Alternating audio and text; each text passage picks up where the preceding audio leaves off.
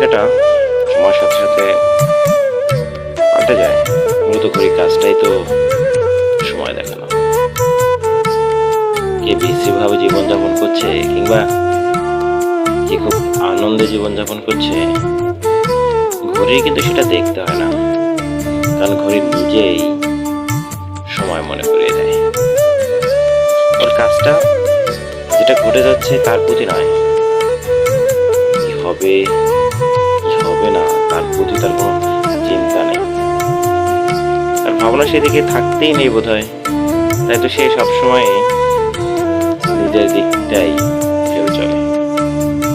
সামনে এবং পিছিয়ে কাকে ফেলে এসেছে কিংবা আর কাদেরকে ফেলতে হবে সেটাও তার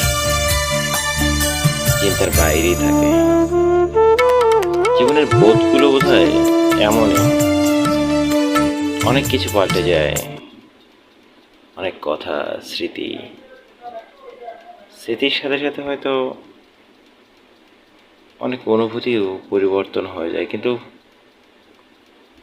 জীবন যাবার যে প্রতিশ্রুতি দেওয়া আছে সেটা যাবেই, ঠিক ঘড়ির মতো।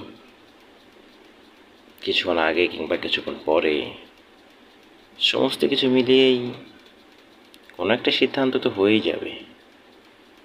যত কম কিংবা যত বেশি, কিংবা যত ধনী কিংবা যত গরিবই হন না কেন, জীবন চলে যাবে, থাকবে কিছু স্মৃতিগুলোকে বাঁচিয়ে রাখুন।